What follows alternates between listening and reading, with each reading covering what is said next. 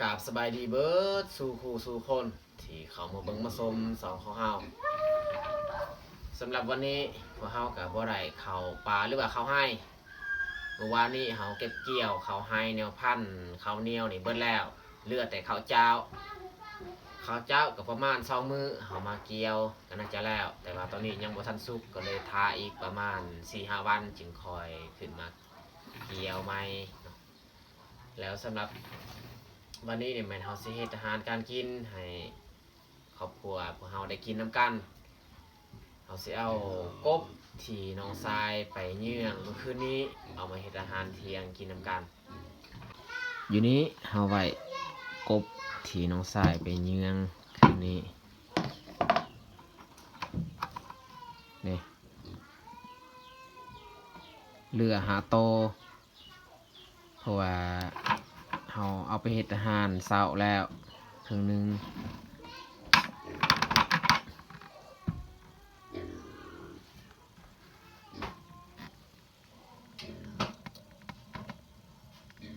มันเป็นลักษณะคือเขียดตะปาดถ้าว่าเฮาเอาไปตากแห้งนี่เฮ็ดแจ่วเอามาตำแบบแห้งๆนี่แซ่บได้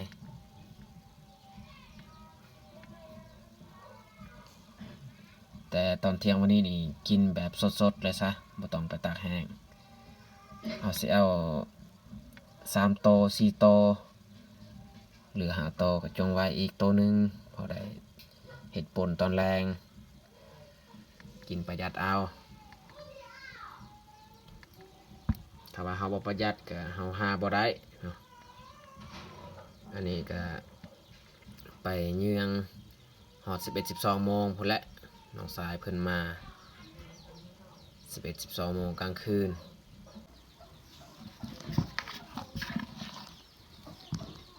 3โตนี้เฮาจะเอาไปเฮ็ดกินส่วนอีก2โตนี้จงไว้ตอนแรงเฮ็ดป่นเอา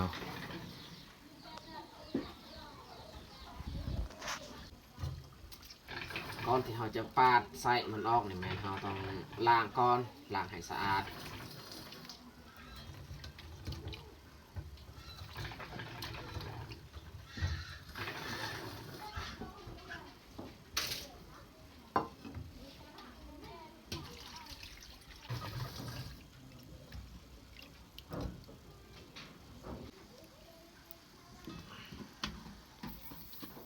ข้างหม้อไว้ก่อนให้น้ำฟดแล้วจึงค่อยใส่อันกบ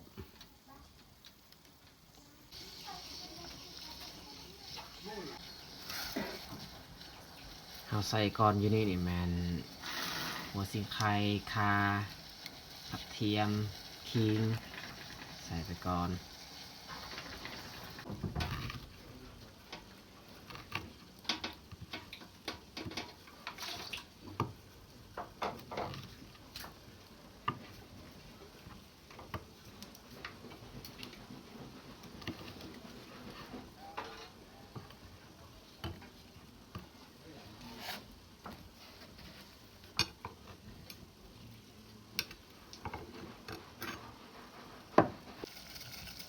น้ำฟดแห้งแล้วใส่มะเขือลงนี่เกลือเป็นนัวหาก็ใส่ไปแล้วเลยอยู่นี่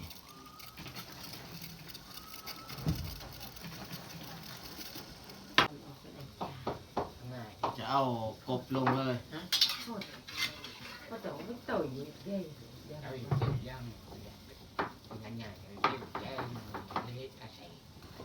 ก็เห็นหน้ามันไอ้ใช่ย่างเนี่ยนะ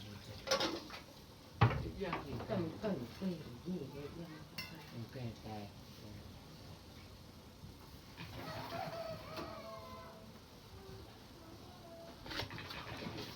อันนี้แม่นหน่อไม้ไรที่เมียออกไปเก็บก็ได้ร้ายค่อยนี่เลี้ยงหน่อไม้เนี่ยบ่อยากปานใดบ่แม่นบ่อยากกินดอกย้อนว่าเป็นโรคกระเพาะกินหน่อไม้บ่ได้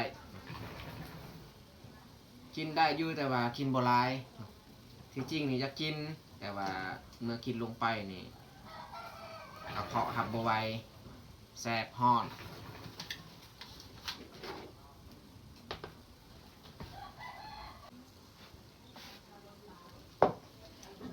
หอมนี่เราซอยไว้เลยผักหอมที่เราจะใส่ก็มีหอมบัวหอมจีนแล้วก็หอมป้อมอีก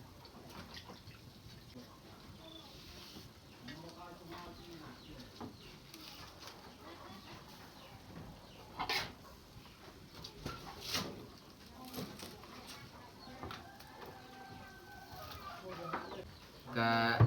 วันนี้น้องแยกนี่ไปหากินเขาพากันลงห้วยบ่รู้ว่าเขาสิได้หรือบ่มีแต่คนหากินบ่ค่อยเป็นเขาไปนำกัน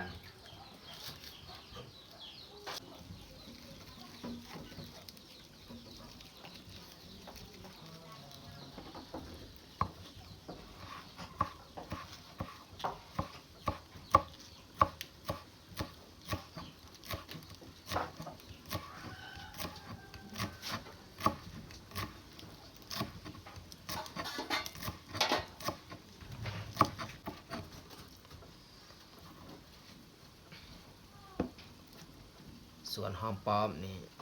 ซอยแบบนี้หอมป้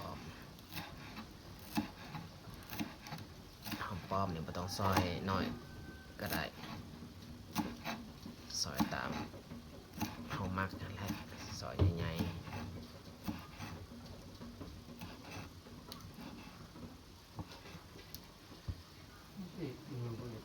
ๆพอปุ๊บก็สุกแล้วไม่แต่เฮาสิตักออกแต่โตกบส่วนอื่นๆนี่ผมก็ตักออกนะ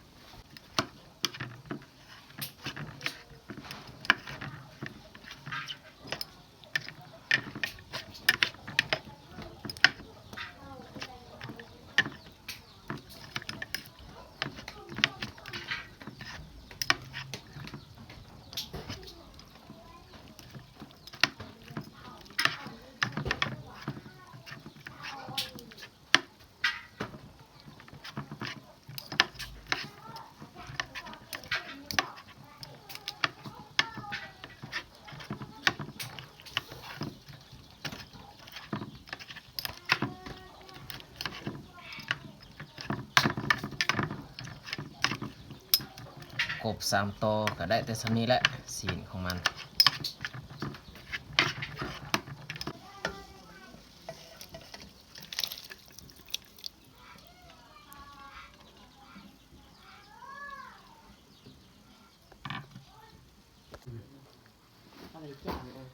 มาเบิ่งผลงานที่เบายูเพิ่นไปยามกับโอ้ได้หนูฮะหนูกับนกใส่ไว้2 คืนหนูตัวนี้ก็ค่อนข้างใหญ่แล้วได้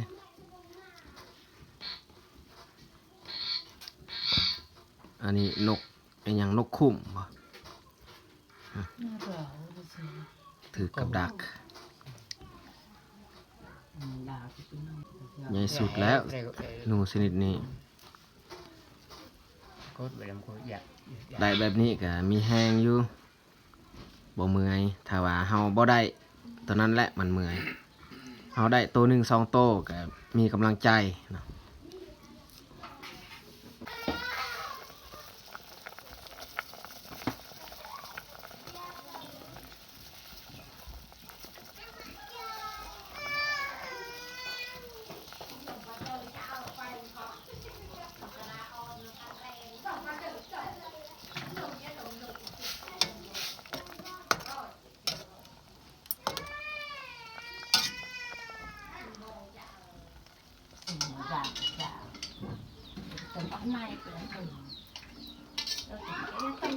ใส่ผักหอมแล้วปรุงเลยเอาเฮาต้มด้นนี่ผักหอมมันจะบ่หอม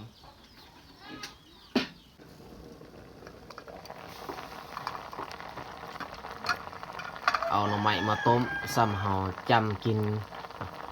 จำใส่แจวหน่อไม้ไล่ประเภทหน่อไม้นี่หน่อไม้ไล่เป็นหน่อไม้ที่แซ่บสุด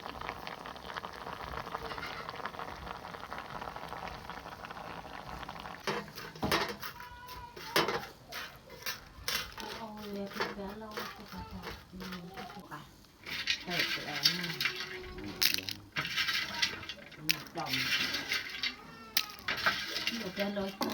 cho thì tôi phải cái này chọc lắm nặng lên cứ lủng lên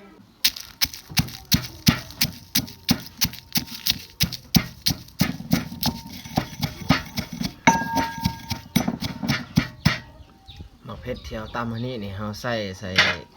อันสัวกบครึ่งนึงแล้วก็ใส่แจวครึ่งนึงแต่สิปรุงแจวอีก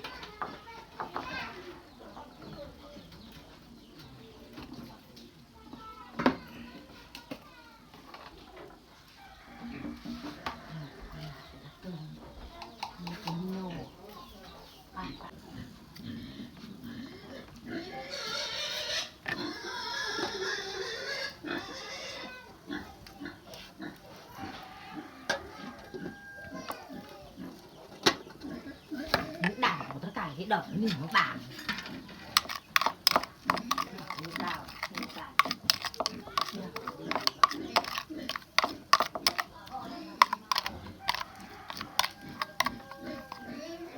ถ้าให้น้ำอันนี้เย็นเพราะว่าน้ำแกงเราใส่น้ำเย็นเดี๋ยวจึงค่อยใส่ผักหอม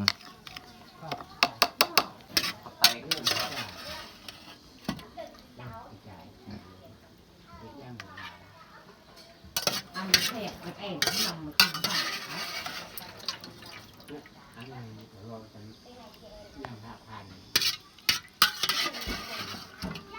dạ cái sao khan tầm mình cái này thì nhớ rồi hạ khan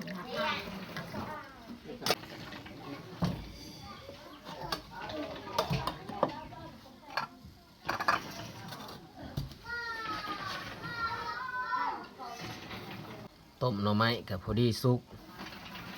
เอาต้มกับค่อนข้างโดน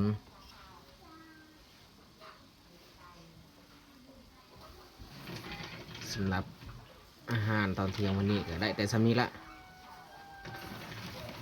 ต้มหน่อไม้จำแจวแล้วก็สัวกบ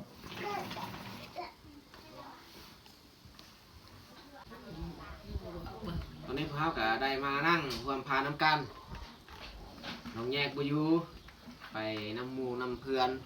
ไม่ได้พวกเขามานั่งกินข้าวเที่ยงน้ำกันเอามากินข้าวเที่ยงน้ำกัน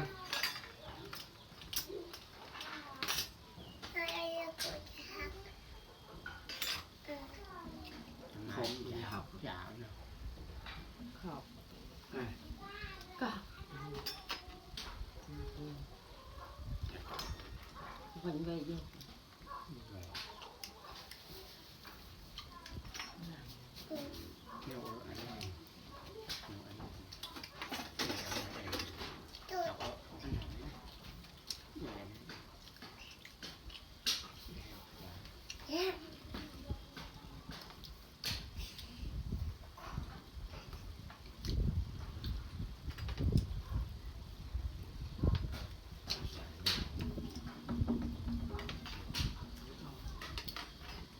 không người người ở trà trà mình là của hai nó không phải ở thường trời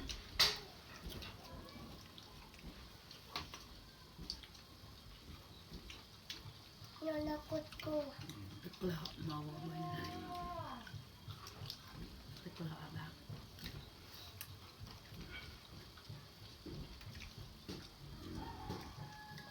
đâu cũng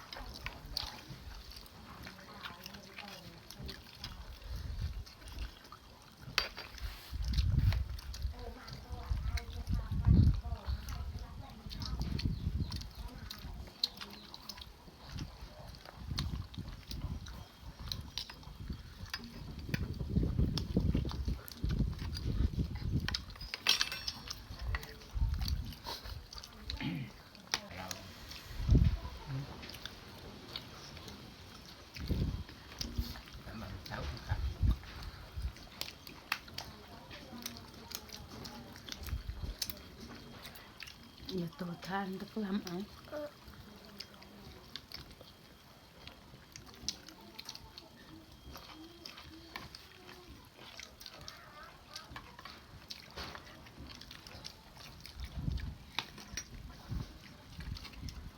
เต่า